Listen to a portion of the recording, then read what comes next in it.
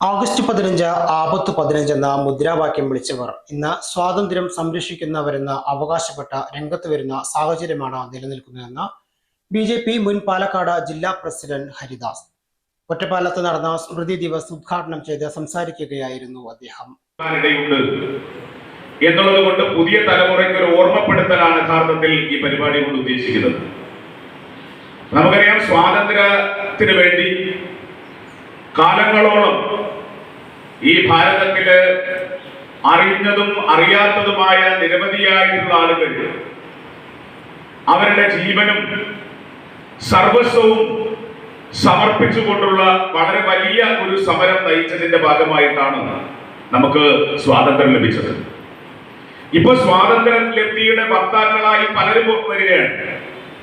August 15-നെ ആപത്ത് 15 എന്ന് പറഞ്ഞിട്ടുള്ള കമ്മ്യൂണിസ്റ്റ് പാർട്ടികൾ വരെ ഇന്ന് മുദ്രാവാക്യം വിളിക്കുന്നത് ഞങ്ങള് സ്വാതന്ത്ര്യം സംരക്ഷിക്കാൻ വേണ്ടി നിലകൊള്ളുന്നുവെന്നാണ്.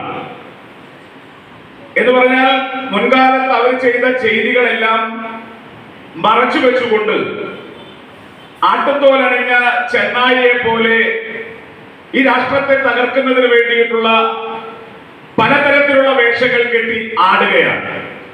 അപ്പൊ സ്വാഭാവികമായിട്ട് നമുക്കത് പലതും ഇന്ന് നമ്മുടെ മുന്നിൽ കണ്ടുകൊണ്ടിരിക്കുന്നുണ്ട്. അത് ചെറുത്ത് തോൽപ്പിച്ചിട്ടുണ്ട്.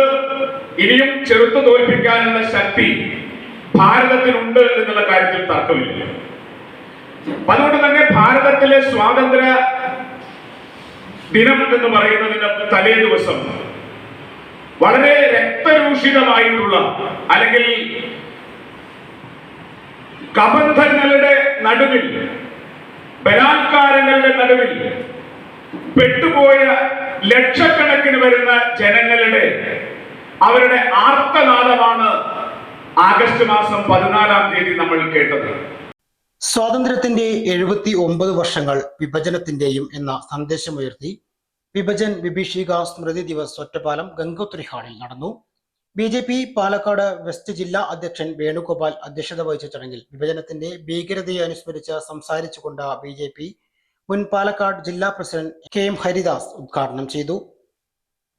BJP പാലക്കാട് മേഖലാ general secretary Sankarankutty, secretary Prasad, west ജില്ലാ ഉപാധ്യക്ഷന്മാരായ നന്ദകുമാർ, സത്യഭാമ, യുവമോർച്ച സംസ്ഥാന general secretary Varun Prasad, BJP Ottapalam മണ്ഡല കമ്മിറ്റി പ്രസിഡന്റ് സുമേഷ് ചീരാത്തൊടി, ജനറൽ സെക്രട്ടറിമാരായ സ്വരൂപ് കളഭം, കൃഷ്ണകുമാർ, മണികണ്ഠൻ തുടങ്ങിയവർ സംസാരിച്ചു.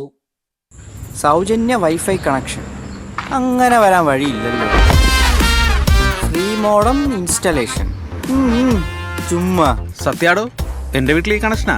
തന്നെയും വിശ്വാസമില്ല. അല്ല, കേരള വിഷൻ. കേരള വിഷനിലേക്ക് സ്വാഗതം. ഇപ്പോൾ വൈഫൈ കണക്ഷൻ എടുക്കാം ഫ്രീ ആയി.